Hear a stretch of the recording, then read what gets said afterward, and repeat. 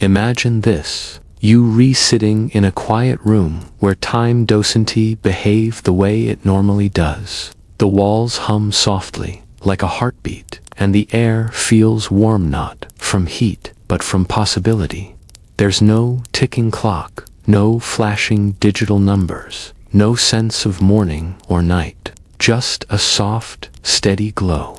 You take one slow step forward, and the world seems to bend around you, folding into itself like a dream halfway remembered. You're not sure how you got here, only that you're meant to be here. And in the middle of that strange, gentle light sits a small wooden table, simple, old, yet somehow futuristic. Across from it, swinging his little legs like he's sitting on the edge of a playground bench, is a 5-year-old boy. He looks up at you with huge, curious eyes, the kind that reflect everything: the room, the glow, maybe even your thoughts. He doesn't look scared, not even surprised. It's almost as if he expected you. You sit down across from him, the chair barely making a sound, and before you can speak, he tilts his head and asks in the most innocent voice, "Are you from the future?" For a moment, you can't breathe. Nobody ever teaches you how to answer a question like that, especially from a child who seems to see right through you. But you nod, slowly, carefully, as if admitting something the universe already knew. His eyes widen, sparkling like he just found treasure buried under the playground sand. Whoa, so like you're a real time traveler. For real, for real. His excitement fills the room so quickly you almost laugh. His legs kick faster, his hands press flat on the table, his voice a mix of awe and this bright, uncontrollable energy that only 5-year-olds carry. You lean forward and whisper, "I came to ask you something." He freezes, like he's holding his breath for a surprise. "What?" And you ask not, because you can't think of anything else, but because it feels right, like the question chose itself. What is the world like in your eyes?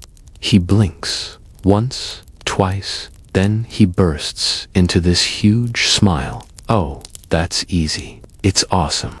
We got flying cars. Well, not yet, but my friend said they're making them, and robots.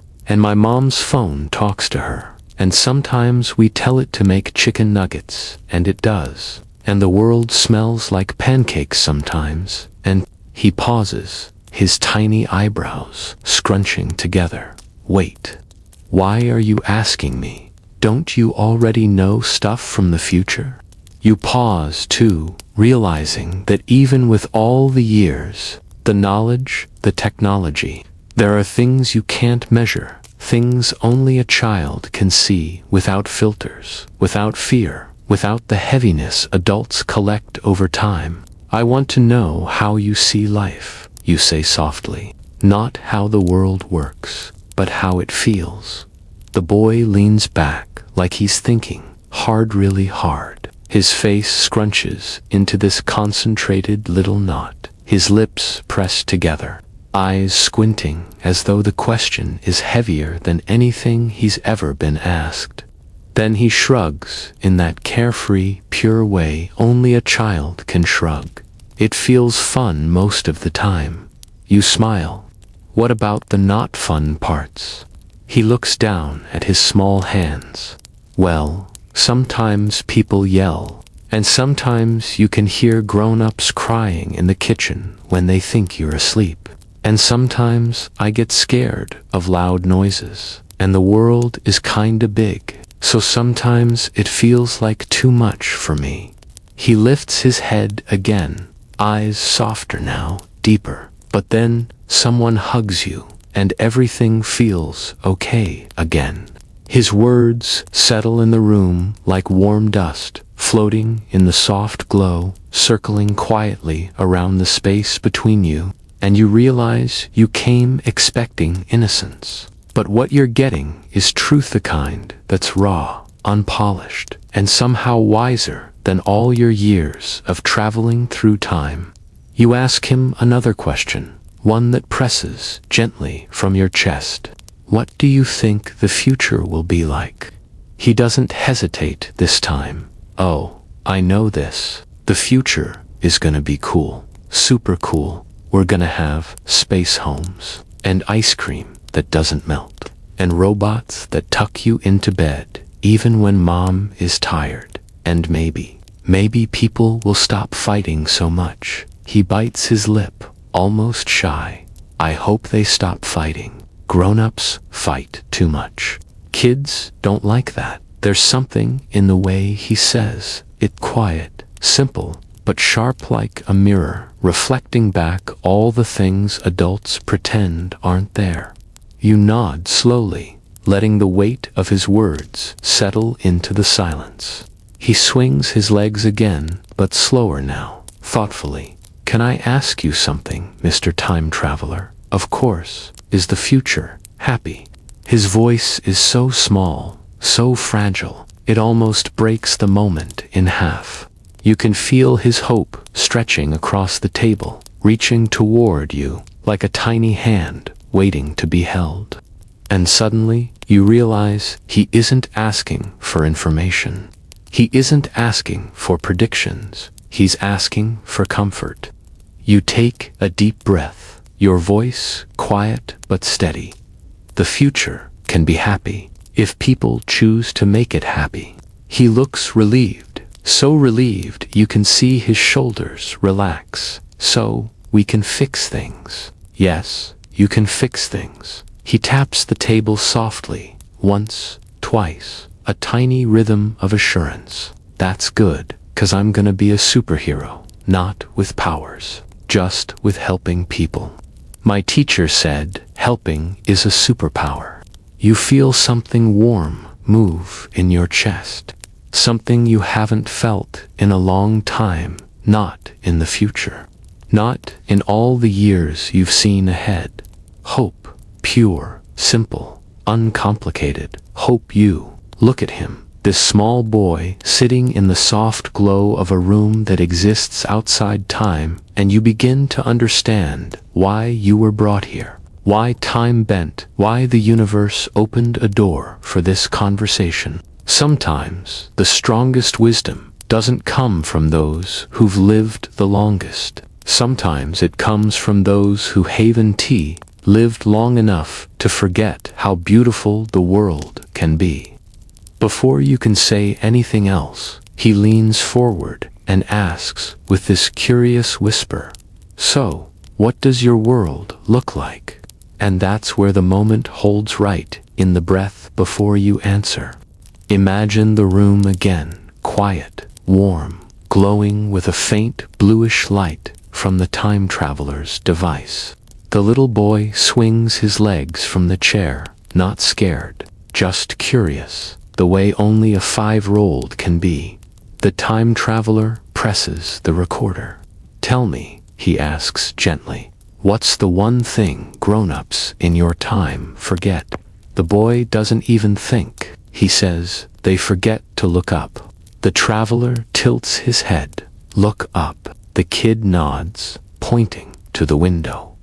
"Yeah, at the sky, at rainbows after rain, at planes." Grown-ups don't look up. They look down at their phones. The time traveler feels a quiet ache in his chest. Children have a way of telling the truth without meaning to. He moves to his next question. "What's the best thing about living in 2025? The boy grins instantly. "When mom works from home, 'cause then she makes pancakes at lunchtime." A laugh breaks the traveler's straight face. The first time in many missions. Suddenly, the kid leans forward. "Can I ask you something now?" The traveler nods. The boy whispers the kind of question grown-ups are too afraid to ask. "Do people in the future ever stop being sad?" The room stops breathing.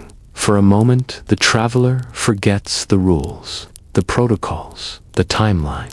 He answers honestly, "Not always, but we get better at helping each other. people in your time. You're the reason we do. The boy's eyes widen, soft and shining, as if he understands something far bigger than himself. The traveler continues recording, feeling the weight of the moment. This child isn't just answering questions. He's reminding the future what it has forgotten. The time traveler checks the last question on his device. One he's asked hundreds of people across different centuries, but never a child. He kneels to meet the boy's eye level, voice softer than before. Last question, he says. If you could tell the future one message, just one, what would it be? The boy's face scrunches up, thinking hard. He swings his small legs, hums a little tune, then suddenly stops. He looks up, not at the traveler, but at the ceiling, as if he's listening to something only children can hear. Then he says quietly, "Tell them not to grow up too fast." The traveler freezes. The boy keeps talking, slowly, carefully. Grown-ups forget how to play. They forget how to laugh for no reason. They forget how to be brave without thinking about it too much. A small pause, and they forget that people still need hugs, even when they say they're fine. The recorder keeps running, but the traveler is no longer doing a mission. He's just sitting there, learning. The boy tilts his head. Did I help the future? The traveler swallows hard. More than you know. The boy smiles, proud, the pure, unfiltered kind of smile. Adults rarely remember how to make the time traveler stands, the device humming as if sensing the end of the interview. A soft glow fills the room. The boy waves casually. Bye, future man. Goodbye, the traveler whispers. And thank you. In a blink, the room flickers, light folds inward, the air bends, and the traveler is gone. But he carries something no mission ever gave him. A message from a 5-year-old in 2025. A reminder that the future doesn't need more intelligence. It needs more innocence. And for the first time in a long time, as he walks back into his century of polished metal and cold skies, he remembers to look up.